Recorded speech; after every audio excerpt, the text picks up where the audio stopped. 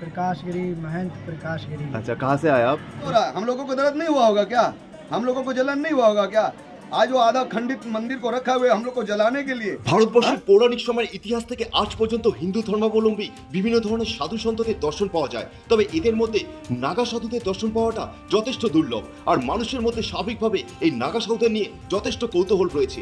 কেন এরা নাগা হয়েছে, কেন এরা সংসার ত্যাগ করে আজকে বিবস্ত্র হয়েছে, এরকম ধরনের বিভিন্ন প্রশ্ন নিয়ে আজকে সরাসরি যাযাবর টিভির মাধ্যমে প্রথমবার আপনাদের সামনে তুলে ধরতে চলেছি এরকম এক নাগা সাধু হওয়ার ইতিহাস। আর আজকের এই ভিডিওটি শেষ পর্যন্ত দেখলে অবশ্যই আপনারা নতুন অনেক কিছু জানতে পারবেন যেটা আগে কেউ দেখায়নি। তাই এই ভিডিওটি প্রত্যেককে সম্পূর্ণ শেষ পর্যন্ত দেখার অনুরোধ থাকলো এবং এই চ্যানেলে নতুন থাকলে অবশ্যই সবার আগে চ্যানেলটি সাবস্ক্রাইব করে দেবেন, কারণ যাযাবর টিভি সবসময় চেষ্টা করে এরকম নতুন কিছু আপনাদের সামনে নিয়ে আসা। আপনার नाम क्या है? मेरा नाम नागा बाबा तारकेश्वर गिरी है। आपका कितना दिन हुआ आप इसी नागा बाबा बन चुके हैं या 89 से। 89 से? हाँ, ये नागा बाबा ने हम 89 से, साधु भी और भी पहले भी साधु थे, पर नागा बने हम 89 से। नागा बनने के पहले आप क्या थे, अगर आपके बारे में थोड़ा सा बोल दीजिएगा तो। नागा बाबा बनने के बाद क्या थे, भगवान का भजन करते थे, बद्रीनाथ, केदारनाथ, गंगोत्री, जमुनोत्री यात्रा करते थे। अच्छा, हाँ, तो नागा होने का रीजन क्या है? नागा बने हैं इसलिए? नागा फौज है। आदि गुरु शंकराचार्य जी ने धर्म की रक्षा करने के लिए नागा फौज तैयार किया। जब बोधिष्ठों ने हमारे बद्रीनाथ का जब मंदिर को ध्वस्त कर दिया, तोड़ दिया, मंदिर को नारद कुंड में डाल दिया, तो शंकराचार्य जी फिर अवतार हुए, शंकर भगवान, पुनर्सनातन धर्म को स्थापित करने के लिए।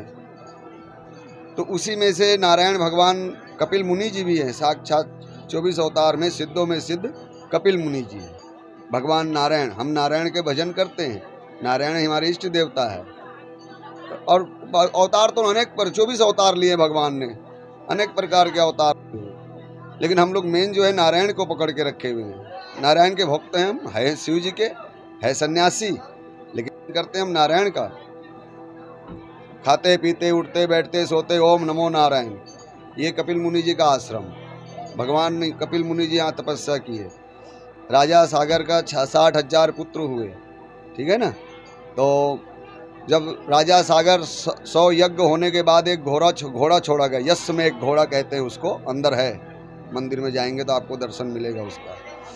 तो वो भगवान इंद्र ने चोरी करके लाके भगवान के आश्रम में डाल दिया, बाबा के मुनि जी के आश्रम में बांध दिया। अब जब वहाँ यज्ञ समय संपूर्ण हुआ, अब घोड़ा छोड़ने का जब समय आया तो घोड़ा है ही नहीं, तो यज्ञ संपूर्ण होगा नहीं। तो देखा, मंत्री संतरी को भेजा, जाओ देख के आओ घोड़ा कहाँ है, ढूंढ के लाओ। देखा तो बाबा के आश्रम में घोड़ा बंधा हुआ है। तो वो जाके वो राजा सागर के पुत्रों को बोला कि वो घोड़ा जो है बाबा ने चोरी कर, वहाँ बाबा के आश्रम में बंधा हुआ है। तो बाबा तो ध्यान में बैठे हुए हैं, उनको क्या पता है कि मेरे आश्रम में कौन सा घोड़ा बांधा हुआ है और क्या है। तो भगवान नारायण थे, होना था ऐसा। तो वो लोग आके फिर बाबा जी को उल्टा सीधा बोलने लगे, अपशब्द का उपयोग करने लगे, पत्थर भी फेंके। अब बाबा नेत्र खोले तो सब भस्म हो गए, 60,000 पुत्र रोदित हो गए बाबा कपिल मुनि जी। तो उनके तो कोई वंश में रहा ही नहीं। तो रानी सुनो, रानी भग से भागीरथ को पैदा किया। भागीरथ नहीं है, भागीरथ है, हाँ, भागीरथ को पैदा किया। तो अब वो तो मांस का लोथला था, समझ रहे हो ना, मांस था खाली, लुतपुत हो रहा है। तो राजा अष्टवक्र था। तो अष्टवक्र उस मार्ग से जा रहा था, तो व्यास जी ने बोला था कि इस पुत्र को वहां रख दो, और उनका नजर पड़ते ही ये सुंदर सा फूल जैसा राजकुमार बन जाएगा।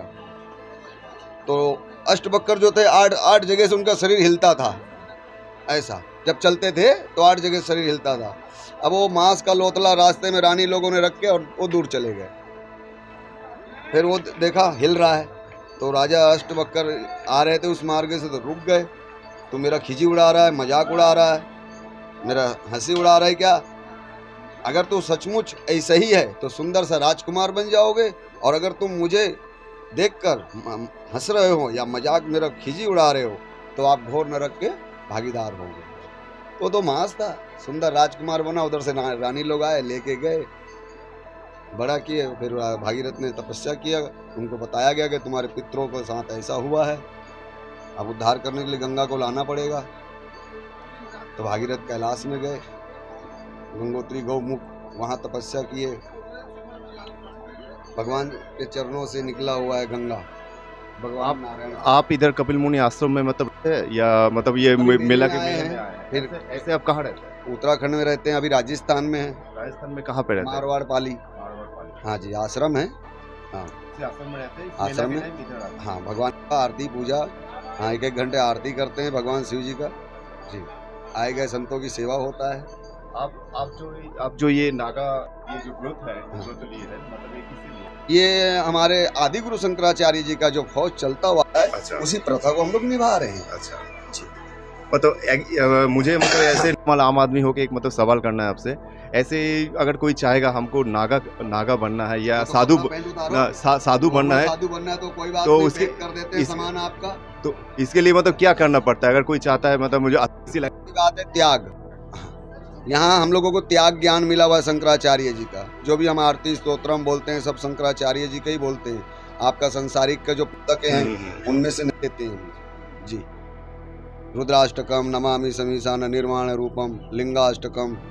हाँ, और एक सवाल जानना था, अगर कोई मतलब नागा हो रहा है तो उसको मतलब ये नागा जो अपना कपड़ा जो बसन जो है मतलब त्याग कर रहा है, इसके बाद पहले उसको ब्रह्मचारी का मतलब उसको महापुरुष का पदवी दिया जाएगा। महापुरुष के बाद उसको अवधूत का पद दिया जाता है। अवधूत के बाद फिर उसको नागा बाबा बनाया जाता है, वो भी अगर योग्य होगा तो ये होने में कुछ साल तो लग ही जाता है साधना के टाइम। हाँ, 12 साल 24 साल बड़े बड़े जटा वाले महात्मा का महापुरुष जीवन गुजर गया, लेकिन वो संस्कार नहीं करवाया। तो हम लोग का विजय हवन संस्कार होता है। 7 पीढ़ी आगे का, 8 पीढ़ी आगे का और 8 पीढ़ी पीछे का। 17 पीढ़ी का पिंड दान करते हैं हम। अपना भी करते हैं, क्योंकि अभी हम मर जाएं तो हमारे आत्मा को शांति मिलेगा। हमारे कोई आगे पीछे नहीं है, हमारा कौन क्रियाक्रम करेगा। इसीलिए हम स्वयं ही हमारे ब्राह्मण के द्वारे हमारे को जो है पिंडदान संगम त्रिवेणी में करवाया जाता है, प्रयागराज जी। जैसे जहाँ का वो नागा बनेगा, हरिद्वार का नागा बनेगा, बर्फानी, इलाहाबाद का बनेगा तो प्रयाग का बनेगा तो राज राजेश्वरी कहलाएगा। जैसे मैं इलाहाबाद का नागा हूँ तो मैं राज राजेश्वरी हूँ। हाँ, उज्जैन का खूनी नागा का पदवी दिया गया है। अच्छा। ऐसा नासिक का खिचड़िया नागा दिया गया है। अच्छा, एक हर एक जगह का अलग अलग नाम होता है नागा का। तो हम लोग नासिक में उतना नागा बाबा नहीं बनाते हैं। अच्छा। 3 जगह ज्यादा करके नागा बाबा, उज्जैन, हरिद्वार, प्रयागराज। अच्छा। अब प्रयागराज में 12 साल में हम 2 बार जाते हैं, और हरिद्वार में 12 साल में 1 ही बार जाएंगे, उज्जैन में 12 साल में 1 ही बार जाएंगे, नासिक में 12 साल। प्रयाग का महत्तम ज्यादा दिया गया, 6 बरस में 6 बोचर में कुंभ लागी। ठीक है, बहुत बहुत धन्यवाद। और एक सवाल पूछना था, अगर कोई नागा हो रहा है तो उसको ऐसा कभी हुआ है कोई नागा के मन में आया मुझे त्याग नहीं करना है, अभी फिर से मुझे वापस संसार में जाना है? कितने लोग चले जाते हैं, ऐसा होता है? हाँ, होता है ना। कितने अच्छा। लोग संस्कार करवा के पिंड दान करके फिर वापस चले जाते हैं। क्या पता उसके मन में भगवान नहीं हुआ है, वो चला गया होगा, फिर संसार में वापस चला गया ना, वापस चला जाएगा। अच्छा अच्छा। लेकिन जिसको भगवान ने खींच के रखना है वो तो रहेगा ऐसा, और जो जाना होता है तो चला जाता है। कोई बात नहीं, जाओ ना, पैंट कमीज पहनो, अभी जाओ। अच्छा, हाँ, सही बोल। महापापी बनेगा, महा नरक के भागीदार बनेगा वो। जैसे हम संन्यास लेने के बाद अपने घर में बाड़ी में नहीं ढुक सकते हैं, घर में नहीं जा सकते हैं, सबसे प्रथम ये है। अच्छा। आपके घर जा सकते हैं, इनके घर जा सकते हैं, उनके घर जा सकते हैं, लेकिन अपने घर में, क्योंकि मैंने सबको मार दिया है, उस घर को छोड़ दिया, मैंने त्याग दिया। उस घर में मुझे जाना, उस चौखट, 4 द्वारी जैसे चौखट है, इसके अंदर मैं पैर नहीं रख सकता। जाऊंगा भी तो मैं कहीं तालाब के किनारे, पोखर के किनारे, बड़ के गाछ के नीचे बैठूंगा, बड़ के पेड़ के नीचे बैठूंगा, कोई मंदिर देख कर बैठूंगा।